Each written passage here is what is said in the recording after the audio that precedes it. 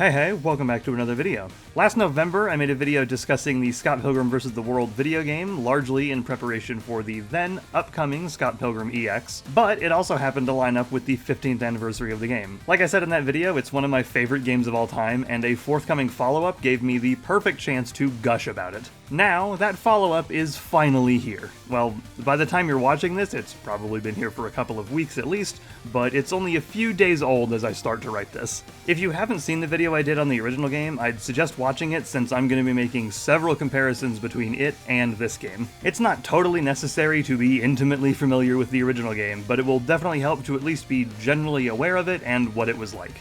Let's not waste any time and just jump right on in. Like the original game, Scott Pilgrim EX is relatively light on story. There's certainly more of it here, thanks to actually having some dialogue present, but overall this game isn't very focused on narrative. Taking place somewhere in the overall timeline, a regular sex bomb practice is interrupted by the appearance of Metal Scott, who kidnaps the members of the band, save for Scott Pilgrim himself, steals their instruments, and scatters them across time and Toronto. There is more to it than that, but that is pretty much the long and the short of the story, really just a setup to let you know why you're doing what you're doing, rather than something super ambitious. Admittedly, I was kind of hoping for a bit more out of the story, like some more interactions between characters, but I'll live. What we do get is pretty good, at least. It's funny, feels very much in line with pretty much any version of Scott Pilgrim, and a lot of the dialogue actually changes depending on what character you're controlling. Some characters even have extended interactions with NPCs, like Scott getting more dialogue with his parents in the endgame, which features references to Sonic levels, by the way. Or Gideon getting more stuff when you interact with Julie, building off of the slightly weird romance they had in Scott Pilgrim Takes Off. Yeah, ostensibly the story follows up on Takes Off, so everybody's on pretty friendly terms with most of the Evil X's, and I would have loved to see more interactions in that vein, but no dice. Like, there's basically no interaction between any of the playable cast whatsoever, which is a damn shame, because I would have loved some dialogue between, like, Ramona and Roxy or Scott and Gideon. And I say ostensibly because whether or not this is actually a sequel to the Netflix series is kind of up in the air. Ben David Grabinski, who co-wrote the game and was a writer and producer on Takes Off, has said outright that it's a sequel, but Brian Lee O'Malley, the other writer for the game and the creator of Scott Pilgrim as a whole, instead sees it as more of its own thing separate from Takes Off.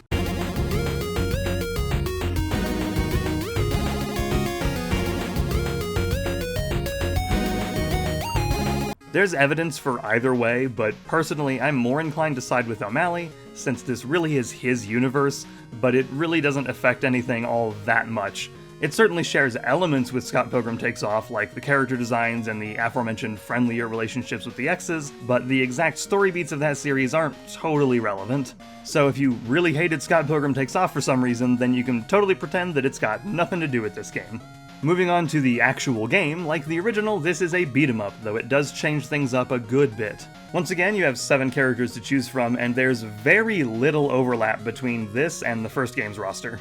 Scott and Ramona are playable again, but everyone else is brand new. You've got Robot 01, not a robotic version of a Kamen Rider, but a creation of the Kariyanagi twins, who was a sort of boss in the first game. Matthew Patel, pirate fashion enthusiast and summoner of demon hipster chicks. Lucas Lee, movie star, skateboarder, and my favorite Chris Evans role. Gideon Graves, the overall big bad of the original comics who's trying to be a good guy now, I guess. This is actually another thing that goes against it being a definite sequel to Takes Off, since Gideon was very much still evil by the end of that show. And last, but certainly not least, there's Roxy Richter, our favorite ninja lesbian who has, unfortunately, lost her sick-ass whip sword she had in the original game. All the characters are pretty fun in their own way, though I did get sort of annoyed while playing as Matthew Patel, since his regular attack feels just barely too short a lot of the time. There were many instances of me just barely not connecting a punch, and that really drove me up a wall sometimes.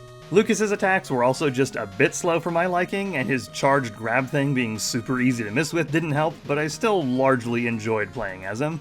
Gideon is also surprisingly fun. His attacks are really fast, and he's got this crazy combo as one of his tech attacks that hits real hard. Roxy is who I was the most excited for, since Takes Off made her one of my favorite characters in the series, and I had the most fun playing as her. Her mid-air spinning blade jump attack in particular I ended up using a lot since it covers so much area.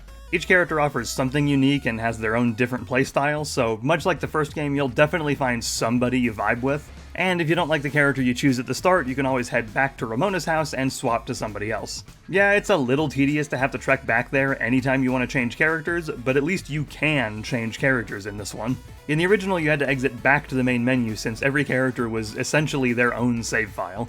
Everybody has their own moveset to set them apart, and unlike the original game, you start out with everything, so you don't need to level up in order to attack enemies on the ground or something. In fact, the leveling system is quite a bit different this time around.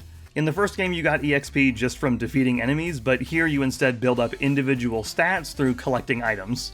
Bosses will leave behind an item that gives a permanent increase to one of your 4 stats, and this is what the game considers a level up. Enemies can also sometimes drop these items, and lots of food in the game's many stores will usually increase at least 1 stat.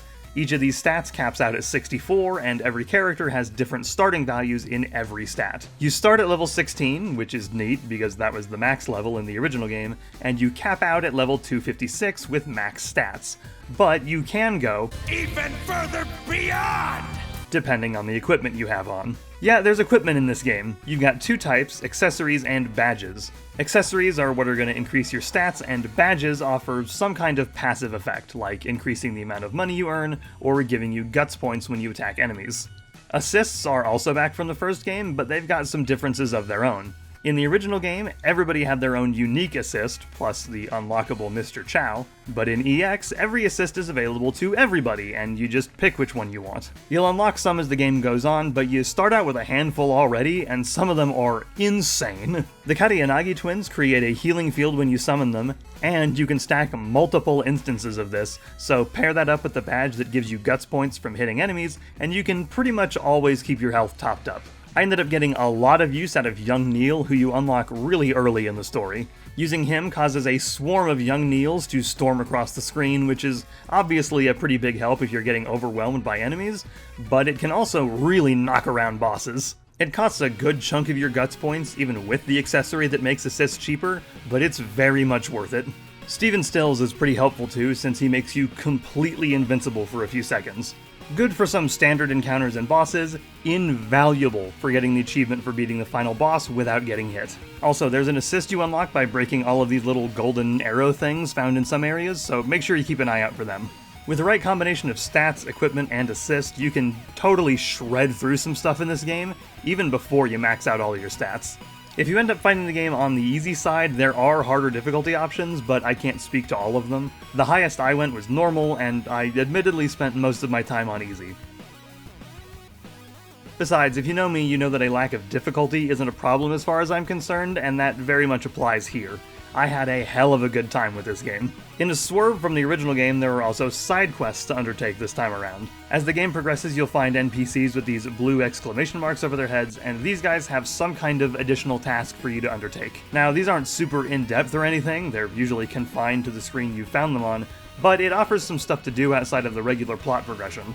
And they'll usually nab you some extra goodies, like more stat upgrades and unlockable assists. Having to run back and forth all over the map for these and the main plot can be slightly tiring, since everything's connected through one big open world this time around, rather than the stage-by-stage world map setup from the first game, but it's not too big a deal. There are several subspace highway entrances to help you get around, and eventually you'll get the elevator to what remains of the Chaos Theater, which will literally take you from one end of the map to the other in maybe 30 seconds, so you can pretty easily streamline the backtracking. There are definitely some small annoyances though. In particular, I regularly had issues with the special and tech attacks. Now, they're not difficult to pull off at all, they're remarkably simple actually. Tech attacks are performed by hitting your heavy attack button while holding up or down, and specials are done by pressing grab and heavy attack simultaneously. But there's something funky going on with how the game registers these button combos, man. There were many times across my playthroughs where I'd try to do a character's special, but I'd just do a heavy attack, or instances where tech attacks would come out when I'm not trying to do them. The special input in particular feels really finicky, like you need to press one button slightly before the other rather than at the same time, which is not how the game explains it to you. It's not a game-ruining issue, but it is really fucking annoying. And just a personal thing of mine is, while I do like the roster for EX, I was sort of hoping for a couple of returning characters from the first game, beyond Scott and Ramona anyway. I'm happy to see the new characters, especially Roxy, but I would have liked to see, say, Knives or Negascott be playable again, just to see how they might have evolved from the first game. Although Negascott does appear in the form of one of Scott's alternate color palettes. Wallace especially would have been great to have, given his status as a barely finished Steven Stills sprite swap in the original game. Really give him the chance to be a distinct character this time around, but oh well. If Shredder's Revenge, also from developer Tribute Games, is any indication, we might see some DLC down the line, so maybe we'll get playable Wallace or Knives or Lisa Miller in the future. Also, it's worth mentioning that this is not an especially long game. My first playthrough took a little under 3 hours even with doing all the side quests. Now, each individual playthrough may not be very long, but between all 7 characters, getting everybody maxed out, and getting all the achievements and stuff, there's definitely plenty to keep you occupied here. Plus, you can always grab some friends who have the game and wreck shit together. That's pretty fun. It's crossplay too, so no need to worry about platforms. There's a couple small bugs I ran into, but nothing like some of the stuff that could happen in the original game. No crashes or anything. The only thing that I could really replicate was the game getting stuck if you enter this scene with screen shaking turned off, so maybe make sure you have that on before this. Also, it might have been fixed by now. So yeah, I had a pretty damn good time playing EX. Just having a new Scott Pilgrim game experience after 15 years was a treat, but if I'm totally honest, it doesn't quite scratch the same itch the original game does. It's really tough to put into words, maybe it's just the nostalgia of that first game, but it's not quite at the same level of the original for me. Visually, EX is noticeably different from the first game, leaning more into a pixel artified version of the art style in Scott Pilgrim Takes Off, and it's a real good looker. Bright, vibrant colors really sell this as a game in the style of arcade brawlers, much like the original. The character sprites are varied and expressive, although some of the more entertaining expressions from the first game aren't here. There's really not anything that I can bring myself to call iffy looking or bad. It doesn't inspire the same feelings and memories in me as the original game's visuals do, but that's sorta to be expected given this game is brand new, and I've got a decade and a half of memories of the first one. But who knows, maybe looking at the Ice Age area or Castlevania, great name by the way, in 2036 will have me feeling similarly to the first game. As far as music goes, the band Anamanaguchi has returned to compose the soundtrack, and admittedly, I was a little worried when that was first announced. If you watched my video on the first game, either when it came out or after I asked you to at the start, then thanks, for one. I'm very proud of that video. But two, you'll know that the music of the first game is one of my favorite aspects of it. And when Anamanaguchi came back to do the music for Scott Pilgrim Takes Off, and it was nothing like the first game's OST, I was a little disappointed. It was still good music, it just wasn't really what I expected, and I was a little concerned that the music in this game would go the same route. Luckily, that worry was for nothing, because they really nailed the music in EX. It is still different from the first game, but feels very much in line with it. There's a pretty solid variety of tracks, some of which sound like they could have been right out of the first game, like the Scott Pilgrim EX theme, and One More Summer, which is a follow-up to the original game's first stage theme, Another Winter.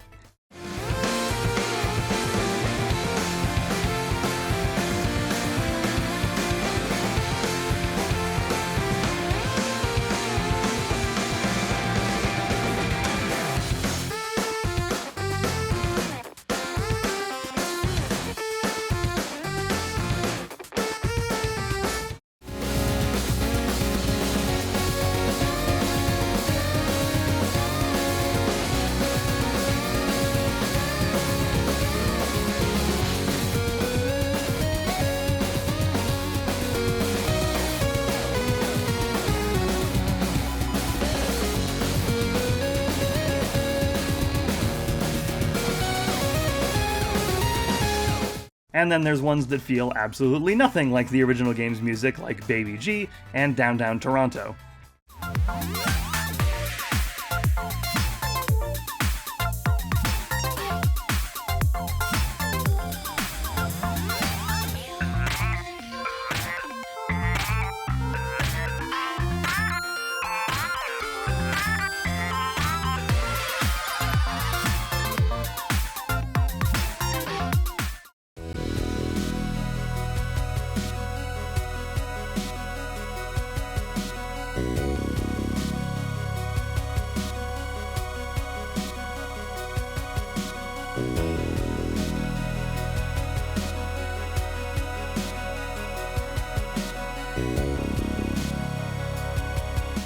I specifically want to shout out Castlevania's theme. It's this fittingly creepy sounding piece that sort of reminds me of He's Back from Friday the 13th Part 6.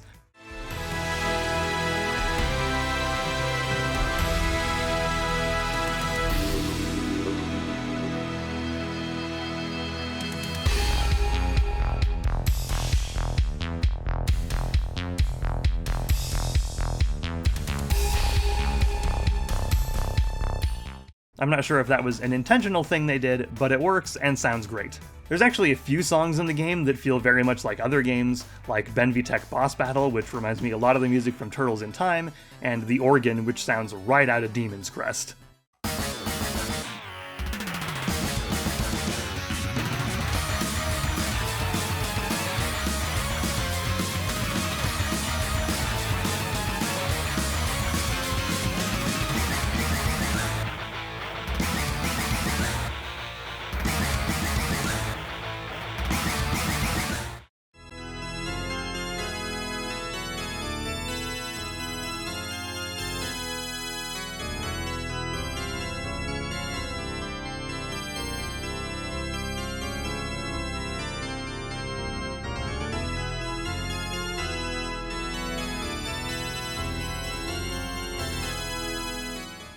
I won't name every single thing, but there's also songs that remind me of Mega Man Battle Network and Knuckles Chaotix, plus less specific ones that sound just like Genesis music in general. Not everything is a pastiche of other songs, there's plenty that feel very distinct and original, so the soundtrack is this mix of different styles and sounds, and they're all really, really great. But, and you might be able to tell where I'm going with this already, it doesn't really appeal to me like the first game's soundtrack does. It's still incredible. I've been listening and grooving to it a lot, don't get me wrong, and you're definitely going to be hearing it as background music in other videos just like the first game's soundtrack. But the original game's OST has that crunchy, classic chiptune sound that I love, and that largely is not present in EX's soundtrack. And that really is sort of everything I have to say about Scott Pilgrim EX. It's a damn fine game, and I absolutely love it, easily a Game of the Year contender, but it doesn't quite hit the same way as the original does for me. EX is certainly a much more polished game than the original, owing to both the lack of a movie to tie into, and the developers having much more experience making these kinds of games between Shredder's Revenge and Marvel Cosmic Invasion. Yeah, if you didn't know, Tribute Games was founded by former Ubisoft employees who, among other projects, worked on the original Scott Pilgrim game.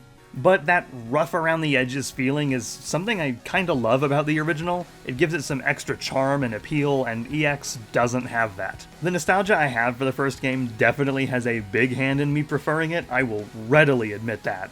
But don't think that means I am disappointed in EX whatsoever. It still stands as a very worthy successor that I had a ton of fun playing. I wouldn't have done 8 playthroughs before recording the footage for this video if I didn't enjoy it. I am absolutely going to be coming back to this one years down the line, just like the original, even if it may not be quite as often. If you're a fan of Scott Pilgrim or just really good beat-em-ups, you cannot go wrong with this one. That's going to be it from me. I hope you all have a good day, afternoon, evening, whatever time it is for you, and I will see you guys next time. Ciao.